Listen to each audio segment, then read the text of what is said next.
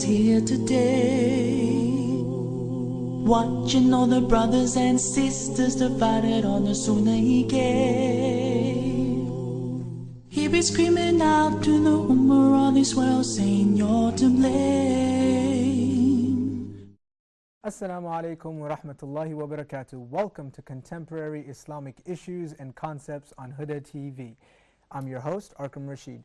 In this episode, we will continue the third part to the concept of takfir. In the first episode that we did concerning takfir, we spoke about the rules, the regulations, what is takfir in Islam. And then we went on to discuss some of the concepts, and we answered many of the questions that were related to the obstacles and concepts. Now, we're going to start this program by continuing some of the obstacles and some of the conditions that are there when making takfir, and from there we will extract many interesting questions for the Shaykh. So let's start off by welcoming him to the program. Assalamu alaikum, Shaykh Assim. Alaikum salam wa rahmatullahi wa barakatuh. Shaykh, so the last program we spoke about some of the conditions and obstacles, and you gave us two wonderful examples. So continuing from there, let's start with example number 3, inshallah, of an obstacle. So if alhamdulillah, wa salatu wa rasulillah wa ala if I'm not mistaken, we spoke about ignorance, and we spoke about misinterpretation. So there is a third obstacle, which is error. And Allah Azza wa Jalla says, رَبَّنَا لَا تُؤَخِذْنَا إِن نَسِينَا أَوْ أَخْطَأْنَا. So do not burden us if we forget or we make a mistake. So error or making a mistake is forgiven in Islam. And the greatest and most famous hadith that everybody knows, where the Prophet ﷺ tells us that لَاللَّهُ أَفْرَحُ بِتَوْبَةِ عَبْدِهِ, that Allah Azza wa Jal is more happier by the repentance of His servant than a man who was traveling in the desert with his camel that had his food and water, and he took a nap tying his camel next to him, only to wake up with the camel vanishing, and it's not there anymore. So he looked left, right, center, everywhere he can go. And when he felt in despair and depressed that he's unable to find it, he again lied on the ground, reckoning that he is dead. And he took a short nap, and he woke up only to find his camel next to him. Imagine the amount of joy in his heart. He said, "Oh Allah, you are my servant and I'm your God." The Prophet says he made a mistake due to his jubilation, due to his happiness. Now this mistake is blatant kufr to anyone. So yeah, this is a kafir. Akhi, he is not a kafir. He made a mistake.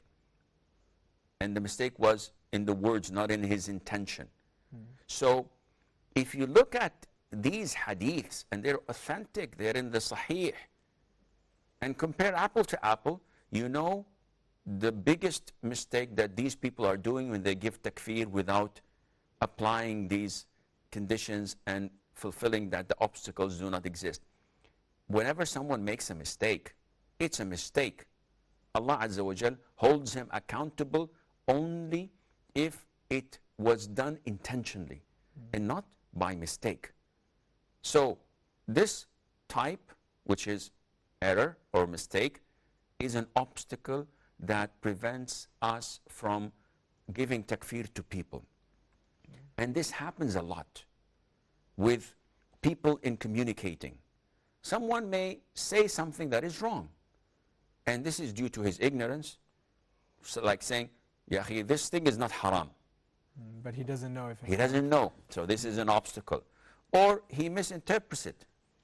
Or he makes a mistake by saying something, and it's a slip of the tongue. And you find the people, especially when he's a da'i or a scholar or a ruler, you find people rushing to the gun and making a witch hunt against this person because of a slip of a tongue. Akhi, rectify it. Let him ask for forgiveness. Explain it to him. So no, this mistake cannot be tolerated. And they immediately go to burn the switch. SubhanAllah. You mentioned ruler. Now, there's a very common phenomena of, saying the ruler is kafir, the ruler of this country is kafir, the ruler of this. It's very common amongst Muslims everywhere. They make takfir of the rulers. Why is this there? What's the reason behind it? And does it have any Islamic basis to it or not? Okay. The Prophet ﷺ saw this coming. And this is why if you read the Bukhari and the Muslim, the Sahih and the books of Hadith, you would find the Prophet ﷺ highlighting the importance of the Muslim ruler and governing him, protecting him, because as the scholars of the Salaf say, one day under the ruling of an oppressive tyrant is better than 70 years without any ruler.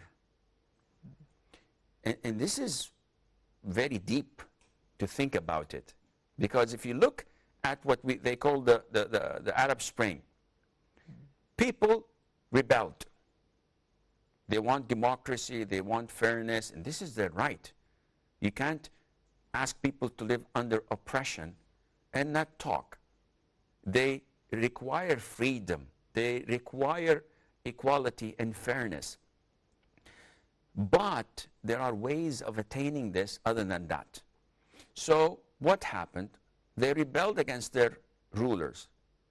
And to rebel against your ruler, usually you will be faced by a number of hadiths preventing you from doing this. And that is that you cannot leave the Pledge of Allegiance to a Muslim ruler, otherwise you die the death of Jahiliyyah, of pre-Islamic era. So they were faced with this obstacle. I can't rebel. What should I do? What should I do? Let's give takfir to him. So the ruler is a kafir, which means that we don't have any pledge of allegiance to him, which means that we can attack him. And this cascades down. So if he's a kafir, this means that his cabinet is a kafir as well. They are his ministers and the prime ministers, and they serve his agenda. So they're kafir as well. And if they're kafir, those protecting them, such as the army, the civil defense, the police force, are kafir as well. And their wives and families and children, because they are accepting their role in the government, are kafir as well. So who's Muslim? You and I. That's it. So it cascades down. Now, they neglect or purposely ignore the teachings of the Prophet ﷺ. The Prophet ﷺ was addressing the companions in so many occasions. And in one occasion, the companions, when they heard about the bad rulers that the Prophet was telling them about and that they were coming in the future, the companions said, "O Prophet of Allah, shouldn't we fight them?" So now the Prophet ﷺ is explaining to his companions. The request was, can we rebel? Can we fight against a Muslim ruler who is bad as you have described? The Prophet ﷺ prohibited this. And he said, no, unless, now look at these conditions set by the Prophet ﷺ, not by the scholars. It is him who stated it. He says, no, unless you, first of all, see, condition number 1. Blatant, condition number 2. Kufr, condition number 3. You have ample evidence from Allah Azza wa Jal. Condition number 4. إِلَّا أَن تَرَوْا كُفْرًا بَوَاحًا فِيهِ لَكُمْ مِنَ اللَّهِ بُرْهَانٌ. 4 conditions, and if you try to apply them on most, if not all, of the tyrants we have in the Arab world, it wouldn't fit them. But this doesn't suit their agenda and their personal vendetta. We want to give takfir to the rulers so that we can do all the chaos and mayhap we have or we want. So they deliberately ignore the instruction of the Prophet ﷺ. Or they throw in an evidence from here or there so that they would confuse the people and say that, listen, these evidences are clashing. How can they clash if they are from the Prophet himself, ﷺ? And this was a revelation from Allah Azza wa Jal.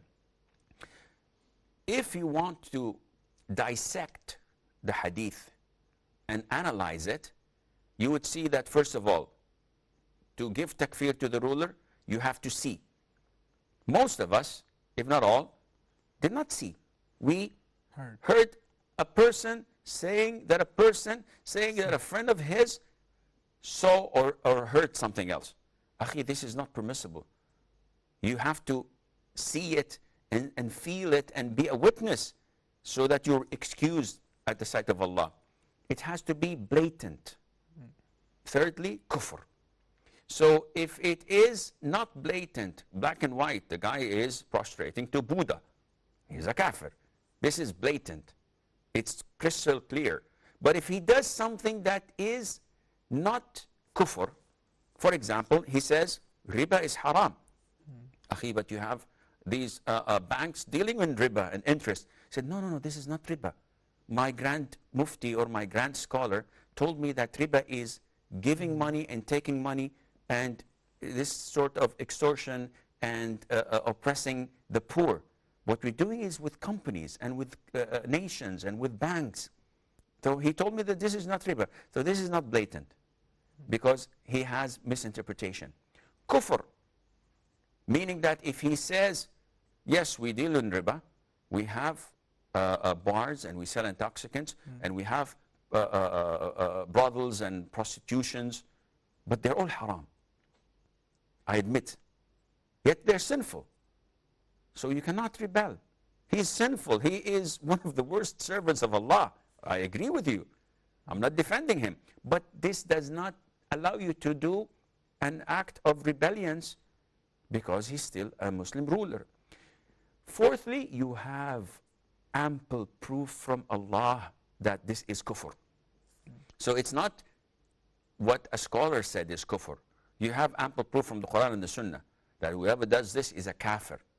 And it's clear-cut evidence. So you see that Allah Azza wa Jal and the Prophet Sallallahu Alaihi Wasallam is protecting the Muslim ummah for the welfare of the ummah itself. It's not that we advocate transgression or being unfair, or we are the scholars of the palace, the petrodollar scholars, the milkshakes that people usually say about us. No, it is Allah's law, akhi. They don't pay us. We don't work for them, alhamdulillah, azza wa jal. We're independent. They have nothing to do with us, and we have nothing to do with them. Even if they hire us, we would not work for them.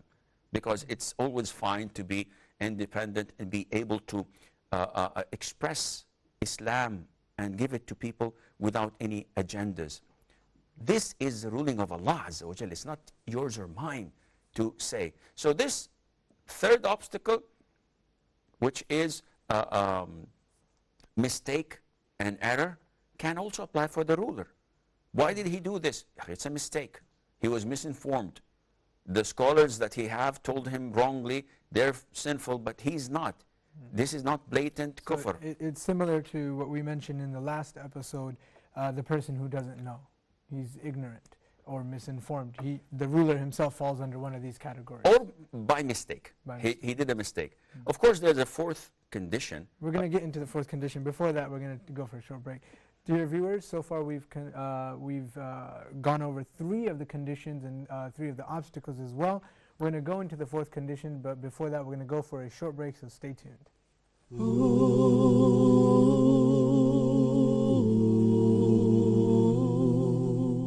Go ahead, Ya Shu'aib. Recite from ayah number 16 to 26. Yeah, okay. أعوذ بالله من الشيطان الرجيم ولقد خلقنا الإنسان ونعلم ما توسوس به نفسه ونحن أقرب إليه من حبل الوريد. تلقى المتلقيان عن اليمين وعن الشمال قعيد ما يلفظ من قول إلا لديه رقيب سكرة الموت بالحق ذلك ما كنت منه تحيد ونفخ في الصور ذلك يوم الوعيد وجاءت كل نفس معها سائق وشهيد لقد كنت في غفلة من هذا فكشفنا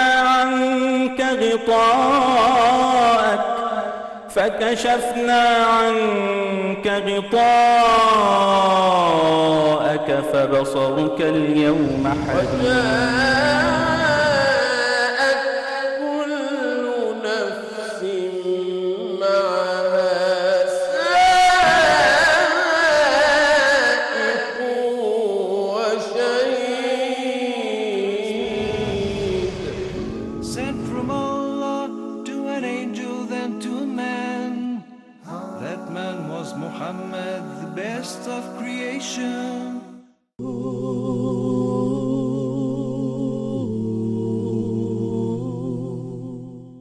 Welcome back to Contemporary Islamic Issues on Huda TV. Now, before we went for that short break, we were discussing some of the obstacles and some of the conditions that are there for takfir. We've done 3 so far, and we said we were going to go into the 4th one as soon as we come back. So, Sheikh, if you can start us off with the 4th obstacle, and then after we get the obstacles, we'll have some questions, inshallah, and then we'll get into the consequences of takfir after that. Okay, well, the 4th obstacle is when a person is doing an act of takfir or saying something that nullifies Islam out of compulsion. Somebody forcing him to do so. And the clearest evidence of this hadith of Ammar ibn Yasir, may Allah be pleased with him and with his father and mother, who was a slave at the time in Mecca, in the Meccan period. And he came once to the Prophet ﷺ weeping and sobbing. So the Prophet said, ﷺ, what's wrong? And throughout the tears, he managed to explain to the Prophet ﷺ that they kept on torturing him and tormenting him until he said something offensive against the Prophet ﷺ. So the Prophet asked him ﷺ, how do you find your heart when you uttered these words? Were you feeling good about it or not? And he said, my heart was filled with Iman, but I was tortured beyond my ability. The Prophet ﷺ comforted him and said, if they go back to torment you and torturing you, go back into saying negative things about me. You have a clear permission to do this as long as your heart is filled with Iman. So this kind of being forced or compulsion is an obstacle. So if someone gets to you pointing a gun at your head and say, prostrate to this idol. If you prostrated because of the fear of being killed, this is totally permissible. And there's nothing wrong in that. Others who watch you do this can give you takfir, but it is due to their ignorance. They have to first make sure that there are no obstacles. Once they ask you and you tell them about the gunpoint, then they would have an excuse for you. However, such compulsion, such forceful act must be measured. Because not every compulsion is acceptable. A man comes to me, said, Sheikh, I was compelled to divorce my wife. He says, why? She threatened me and I had to divorce her. Okay, if she threatened you and you were afraid, then yes, the divorce doesn't take place. But wait a minute. How did she threaten you? She said, I'm not going to cook dinner for you. I said, Akhi, what is this? This is nonsense. So this kind of compulsion is unacceptable. It has to be serious, something that would harm you physically or jeopardize your livelihood. And it has to be from someone who's capable of executing it. I had to divorce my wife. Why? My toddler, he's 4 years old, he threatened me to kill me with a knife. And he's not unable to do this, and he can fight him off. He can do so many things. So this kind of compulsion, again, is not realistic. So this is the fourth obstacle, which the condition that must be applied is intending to do something willingly. And these are some of the conditions that must be fulfilled before giving takfir. When he made that act, when he said that statement, did he intend it? Was he doing it willingly or out of compulsion? So this is a type of the obstacles. The conditions are similar. But for example, if someone who is insane, we know that he is not sane, he is crazy, he's mad, he's a lunatic, he's not held accountable at the sight of Allah, and he does an act of kufr, he steps on the Quran, or he curses Allah. Can we execute him? Can we give him takfir? Definitely not. The man is not sane. So a child, for example, and this happens in our houses, an infant of like 2-3 years of age takes the Quran and tears the pages of it. Of course, without us knowing it. When we see it, what do? Oh, look at this kafir. He's 3 years old. Yeah, how can you give takfir to this child? So these things have to be taken into consideration, that whether he is doing it willingly, whether he's doing it with knowledge, whether he knows the consequences, whether the act itself is labeled in the Quran and Sunnah as kufr or not. So these are some of the aspects. Okay, so just to recap from last episode and this episode, the four major obstacles that we mentioned, the first one being ignorance. So if a person doesn't even know that this deed is kufr, or if it's allowed or whatever the situation may be, but it's complete ignorance. The second one is misinterpretation. So he knows the ruling but misinterpreted it in a wrong way. Interpreted it in a wrong way. The third is error. So he said something by accident and didn't intend, and you gave that wonderful example from the ahadith of the Prophet ﷺ. And then the fourth one that we just spoke about is compulsion, that somebody has forced him to say something that he did not mean. His intention inside of his heart did not match the reality that came out of his mouth. Now, after that, I want to get into some of the consequences that are tied with and come with takfir. Takfir is a major issue, and the more the people are away from Islam, the more you would find them doing heinous acts because of their lack of knowledge, because of their ignorance, because of following their desires and whims. So takfir, if a person goes into it, he ends up in a vicious circle.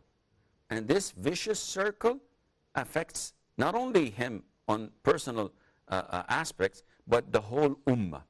Because you find this coming and apparent in a lot of the youth and the Muslim circles due to their ignorance. And this is why I always believe that the enemies of Islam and also those disbelievers who have good intent but they are not well acquainted with Islamic teaching, they prevent scholars, they prevent students of knowledge from relaying, from teaching the proper Islam. And this causes these masses living in their countries to grow in their ignorance and take the wrong decisions, which affect not only their communities, but the whole of the reputation of Islam. The consequences of takfir, first of all, is arrogance. When I give you takfir, I'm actually being arrogant because I think that I'm better than you. Unless the takfir is legit. But I'm talking about those who give takfir without knowledge. They keep on giving takfir to everyone else so that they would elevate themselves over everyone else.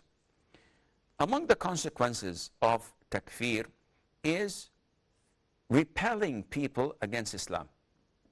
So when I see that a Muslim keeps on giving takfir to good people who are praying and fasting and doing everything that is good in Islam and staying away from haram things, I had to have second thoughts about Islam. Is this a religion I want to accept or not?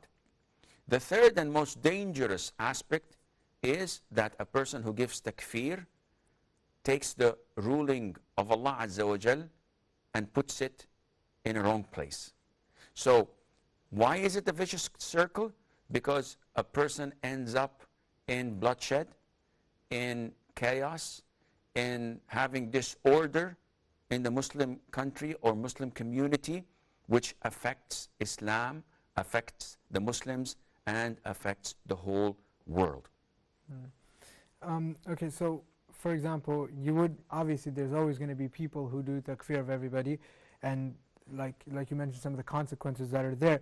But how do the regular Muslims or the masses of the Muslims deal with these people who do takfir of everybody, who constantly do takfir, and say, okay, this person's kafir because he's done this person's kafir because he's done this? How do we deal with the people doing the takfir? Okay.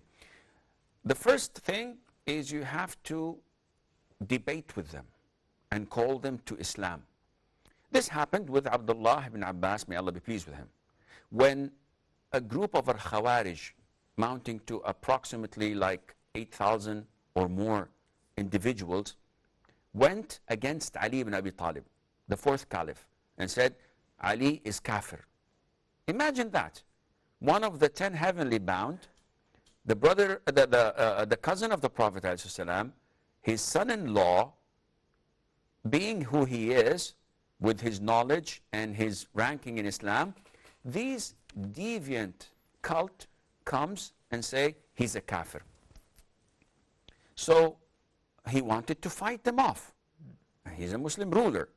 So Abdullah ibn Abbas, his cousin, told him, let me go and talk to them.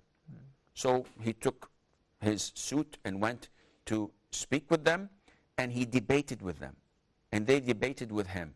But he managed to overtake him, to take them easily, because he was knowledgeable with the Quran and the Sunnah. And 4,000 went back with him, accepting Islam and repenting from this corrupt ideology. So you have to speak to them to try and clear their misconceptions. Okay, so that works for everything usually. I mean, the discussing and it allows you to inform the person of the truth of Islam and the actual interpretations of the ayahs. Just like we mentioned, some of the barriers. One of them was misinterpretation. Another one was ignorance. This is the same situation here. So it's just the opposite people. On this side, this is the people being done the takfir to, and this is the people giving the takfir. In both cases, you need to inform them and conversate with them. Shaykh, we're at the end of the episode, so I want to thank you very much for joining us here on Huda TV. Thank you very much. Dear viewers, I hope you benefited from the last episode of the series for takfir. We've done 3 episodes of takfir as a whole set. Inshallah, join us again for more contemporary issues. And until then, may Allah subhanahu wa ta'ala bless us all. Assalamu alaikum wa rahmatullahi wa barakatuh.